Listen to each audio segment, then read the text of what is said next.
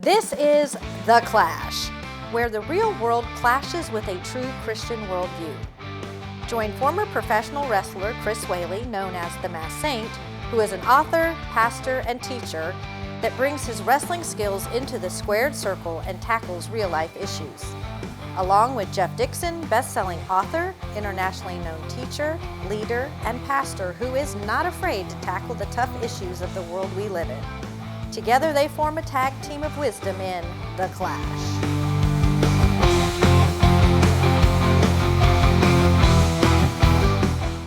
Hi, welcome to The Clash. We are taking the culture and allowing it to clash into a Christian worldview. I'm Jeff Dixon. I'm joined by Chris Whaley. And we're going to be your host over these next few moments. And this is a very special set of episodes. Yeah. What makes it so special? Because it is about the most wonderful time of the year, Christmas. Christmas? What? This is a Christmas special? Yeah, we got a couple of them. Oh, yeah, that's right. This is the first of two Christmas specials. First of two. And so for those of you who are watching who want to be really hyper-spiritual, you just need to bear with us for this episode because we're not going to be overly spiritual here. We're going to talk about Christmas. On the first one. Yeah. The second one, however, we're going to be deeply spiritual, deeply theological. We'll probably even talk in a lower voice. Right. Because we'll talk like pastors. Right. I'll try to lose my country accent. Okay, yeah, we'll do that way. Well, and we'll see if we can, between the two episodes, do some things that will help you celebrate this Christmas season and have a little bit more fun. Yeah. Okay. Looking forward to it. So this is the most wonderful time of the year episode. Stay with us. We're going to go to a break and we're going to come back and we're going to talk about Christmas. And you're going to love it. Yep. What are you doing Christmas Eve? I'm glad you asked. And, you know, our folks here could join us. If you are in the Central Florida area, join us here at the Church at 434 in Winter Springs at 7 o'clock, Christmas Eve night for a candlelight service. It's outside under the stars. And if you can't be with us, go to touchandchange.net or the Church at 434 app, or you can find us on Facebook. And we're streaming live, and we would love to have you join us from 7 to 8 o'clock. We'll see you on Christmas Eve. We are so glad you came back because we're talking about Christmas. Right. Now, Chris, I want to ask you right front end. Yeah. Is this really the most wonderful time of the year? It is for me. I mean, I think it is for most people. It's about tradition. Of course, I know it's about the birth of Christ. But there were just so many things that I missed out on as a child. And it really became very special to me whenever I got married and started having my own family. And we started our Christmas traditions, like, start setting up for Christmas the day after Thanksgiving. Of course. And, you watch all those great Christmas movies, and I'm sure you have your favorites, and I have my favorites. And, you might want to tell me, what are your favorites, Jeff? Well, when I think of Christmas movies, of course, I'm always intrigued because Hallmark starts Christmas movies in October. Yeah. And so they're playing, even as we record this, nonstop. And they're fun. I mean, even though they're very similar and you kind of know where it's going. But they play them all year long. On Friday night, they play Christmas movies. And then in the month of July, they play, Christmas in July. And then it starts about the middle of October all the way through the first week of January. Because people love Christmas. That's exactly right. Yeah. I have a lot of favorite Christmas movies, and I have an all-time favorite. Now, do you have an all-time favorite? Oh, I do. Don't tell me. Okay. All right. So if you and I were sitting down and we were kind of mapping out how to get through the holiday season, Christmas season, what movies make your list? Me? Mm-hmm. Oh, of course I love It's a Wonderful Life with Jimmy Stewart. That would make my list. That's one of my favorites. I love the Home Alone 1 and 2. Yeah. I love, of course, Miracle on 34th Street. Right. Black and white edition. Of course. And, but, my all-time favorite is a movie called It Happened on Fifth Avenue. Okay. It was made back in the 40s. It's about this guy that lives in this... it's like the second world's richest man. He has a home in New York, and the bum moves into his house when about 3 days after he moves out, and he lives there in his house, and eats his food, wears his clothes, smokes his cigars, and he takes on a bunch of people, which he never does, but he's got a bunch of people living with him this time, including the owner's daughter and even the owner, and he doesn't know it. And it's just a great movie. I've never seen this movie. It's great. It's great. It happened on Fifth Avenue. They usually show it on the, Turner Classics. Okay.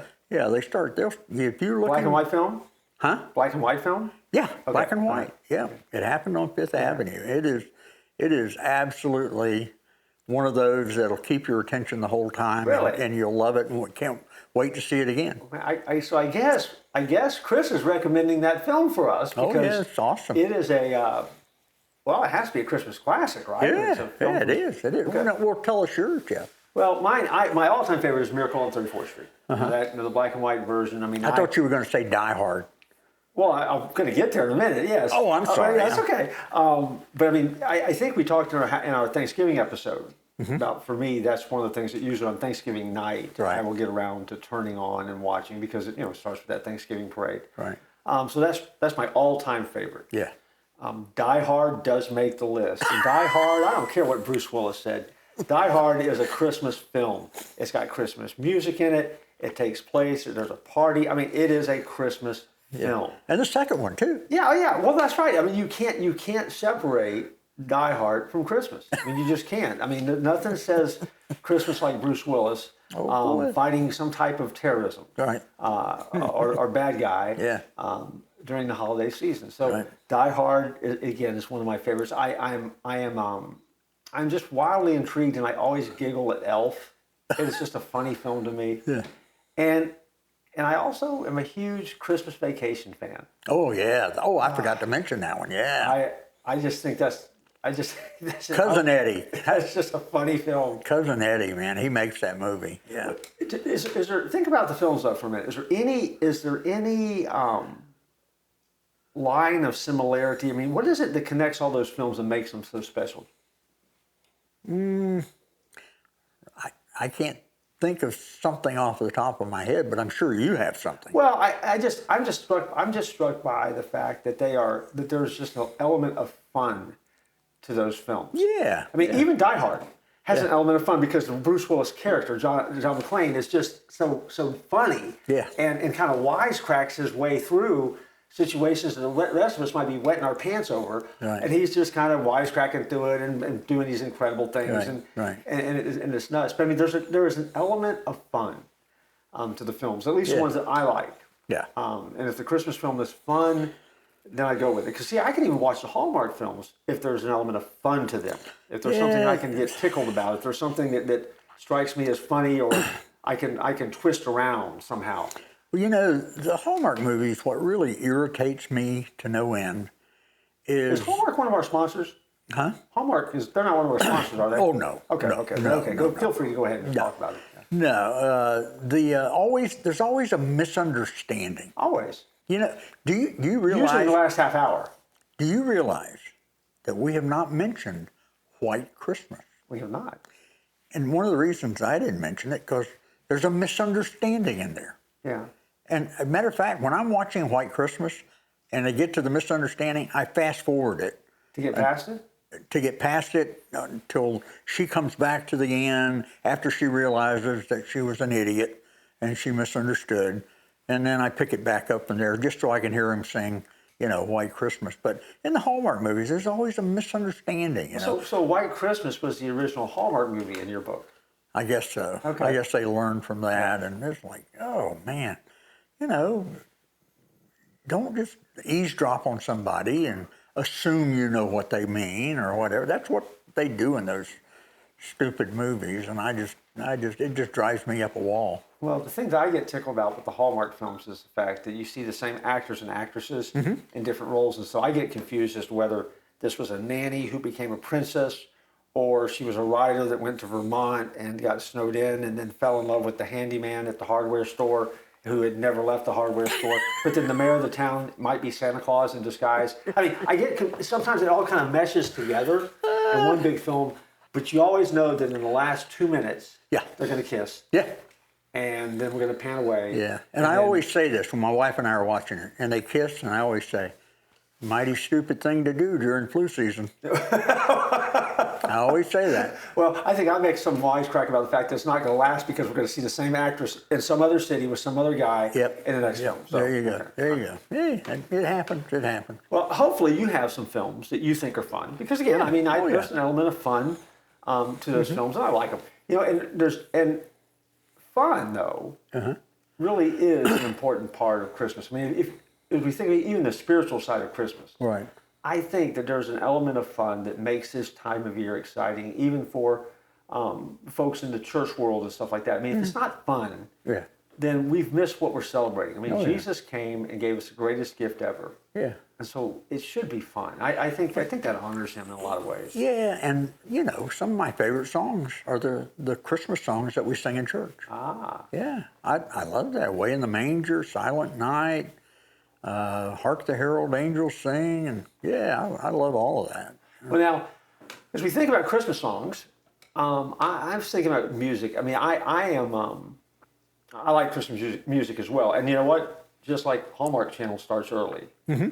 Man, Christmas music cranked up early this year. I got it on Sirius right now. Okay. It's on channel 105 on Sirius. Well, you have that, and then you have all the apps if you have XM Radio. Oh, yeah. Where they play all sorts of Christmas stuff. You can listen to one to go to sleep at night. Yeah.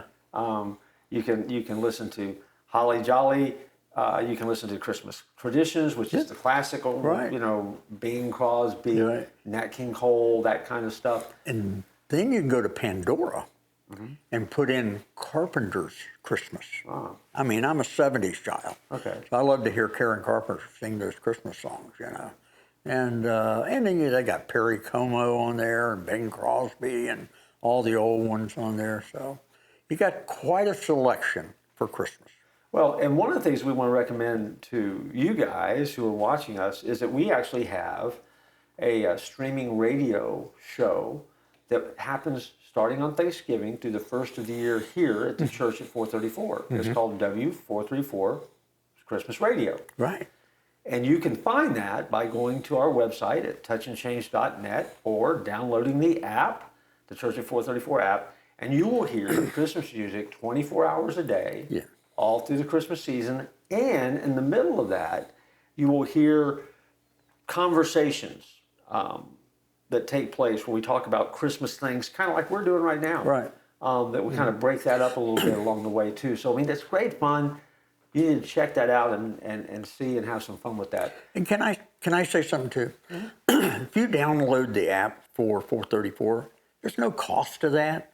You're not going to be getting annoying emails from us. You're not going to be getting, you know, text from us or anything. No pop-up ads? No pop-up ads or anything. Matter of fact, if you go to our websites, Dixon on Disney or themasksaint.com, we're not going to annoy you, and, you know, you're not hooked in there. No. I just want to get that out of the way. Yeah, we only annoy you when you choose to watch us. Yeah. And that's the only annoying thing we're doing. That's it. So we're going to take a quick break. We're going to come back and talk more about music right after this break.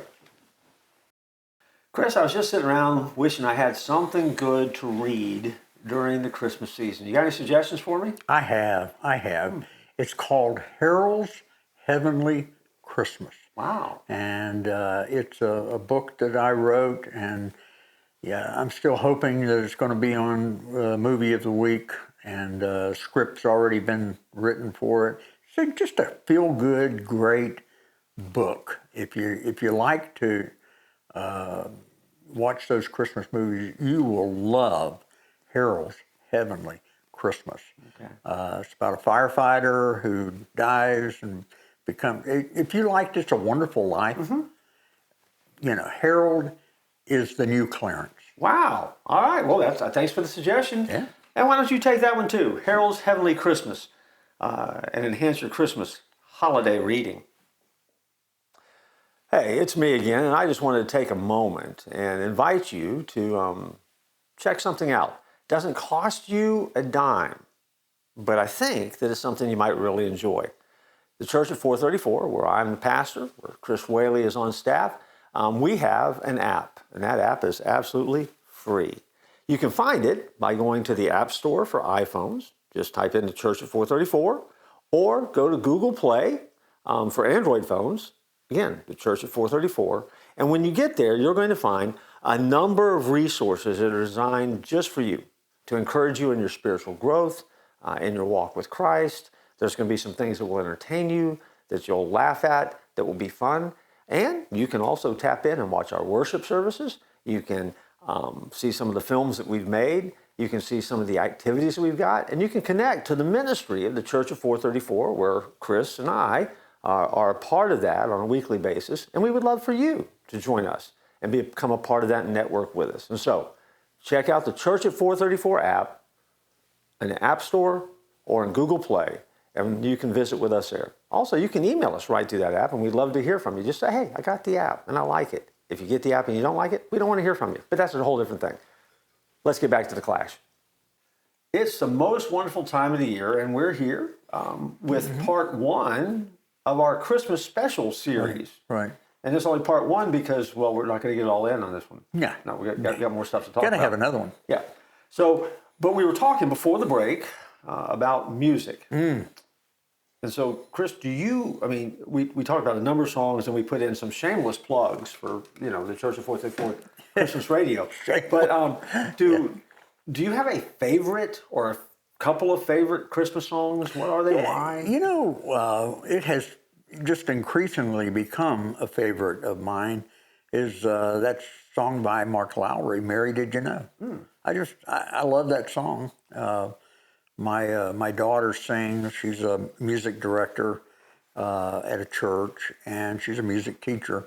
And I've heard her sing that song so many times, Mary Did You Know? And when you just, think about that song, asking that question, Mary, did you know that your son was going to do all of this? And I just can't get enough of it. I love it. Matter of fact, you're doing a series on Wednesday nights called Average Joe. Not Your Average Joe. Not Your Average Joe. I think somebody should write a song about Joseph. That would be cool. That would be. You never know. Mark Lowry might have that on his radar. Well, because when he asked the question, Mary, did you know? Joe knows. Yeah, Joe knows. Like we did in a song. That's exactly right. Didn't even think of that. What's your favorite Christmas song? I just want to, before we go away from Joe Knows, if someone writes that song and takes that title, we need to get a cut. Yeah, at least a little bit. Okay. Yeah. My favorite Christmas song is, I'm on record with having a favorite Christmas song that most people say, why would a pastor have this as a favorite Christmas song? And we've broadcast this and podcasted other times and stuff, but my favorite Christmas song is Old City Bar. Old City Bar? Old City Bar. I've never heard of it. It's a story song. You need to listen to it. It's a story song. My favorite Christmas group is the Trans-Siberian Orchestra. Oh, I love them. Yeah. Because they take the classical, they take the standard Christmas traditions, they blend them together. Got that lot of 70s, 80s rock to it. Great musically, great rock and roll voices. Yeah. And they tell stories. And so when you go to a concert, it basically is a story that they tell with music woven through it. And it's a lot of times it's very, very moving. And it's amazing to see. And I see them every year as part of my Christmas celebration. But there's a song called Old City Bar, which is a story song. By the way, you know who made Trans-Siberian Orchestra famous? I mean, they were on nobody's radar. You know who made them famous? I'm thinking about the guy down in Tampa, the radio guy. Rush Limbaugh. Oh, because he put him on. Rush Limbaugh. He had the bumper music, and it was always Trans-Siberian Orchestra, and nobody had heard of them. And one day he just started talking about them, and all of a sudden, they exploded because he had 20 million listeners. Sure. So they certainly should have been at his funeral. Well, I guess so. He helped them a lot. Wow. I'd never heard of them until Rush Limbaugh. Really? Yeah. Well, they have, I think this is their 25th year. Yeah. I'm not sure. But Old City Bar is a story song. And they do it? They do it. It's about a guy, a bum, who is going to spend Christmas Eve in a bar. And sees the most incredible encounter that takes place that helps him believe in the magic of Christmas and helps these bums that are in the bar discover what Christmas miracles are all about. So it's one of those songs that kind of takes the Christmas story, but it really kind of shoves it into a secular setting that is unexpected and unplanned Wow. and miraculous. And so, and so for me, so it's not a Jesus song per se, Right. but I think in so many ways it just captures Right. some of the grittiness of that first Christmas. And so, yeah, I hear that song and I'll just kind of go into La La Land listening to it. It's pretty amazing. That's my favorite Christmas song of all time. Old City Bar. Yeah. Most Okay. pastors, Okay. they can't claim that. Yeah, I know that. But you're not the average pastor. Well, music though makes the season, and I love the stuff we do at church. I love to hear the stuff on the radio. I like the fun stuff, the silly stuff, and I like the stuff that points us right back to the Savior, because that's at the heart of what we're doing here. Absolutely. So tell me for a minute about Christmas traditions. Right. What kind of Christmas traditions do you have that really make the season meaningful for you? You know, I get kind of emotional on this one because for the longest time it was, when my girls were small, we always went to my mom and dad's house for Christmas. We went, like a day or two early, and we spent it with my mom, and of course my mom and my wife and my sister, they were cooking, and, the house smelled with that Christmas flavor. And then, of course, now both my parents are gone. And then we had it at our house with our girls. And then they had kids, and it's like, no, we want to be at home with our kids. And so it just, it just messed up my Christmas tradition. But you have to, Sure. Gather others. So we have a Christmas tradition. My youngest daughter, we go to her house for breakfast on Christmas morning. And then we go back to our house, and then our oldest daughter and her husband and 4 kids, they come over because they've already had Christmas with my son-in-law's folks the night before. They had Christmas morning with their kids, and then they come over, and then we do our gifts, and we cook for them, and we have a big meal, and they usually stay and spend the night with us Christmas night. And then I get real sad the next day when they leave. Sure, and, it gets real quiet, right? Yeah, it gets so quiet and all. So, we're still rebuilding those Christmas traditions because they have a tendency to change as you grow older and as your family grows older. So, what about you? I'm like you. I mean, traditions are fun, and I have the memories that I remember from a childhood Christmas, which were always great and a lot of fun. And that, the getting up early in the morning, seeing what Santa had brought, opening gifts at the Dixon household growing up. It was a morning where we were just going to spend the morning as a family. No one really encroached on that time, and we would open those gifts, and everyone would watch each other open the presents and stuff like that. And and they were big. I mean, they were big Christmases. They were big times, and then taking that and then starting a family, starting those kind of traditions, and now being in the same scenario you're in, where you've got kids who have left, who've gotten married, and then you've got people that aren't all in the same town, and you're trying to get everybody together, and so you form new traditions. But still, at the hub of it, though, there's a family and friend element. The people that you love, that you spend Christmas with, and then you enhance it by giving gifts and eating food and laughing and tell stories and create memories. That's a big deal.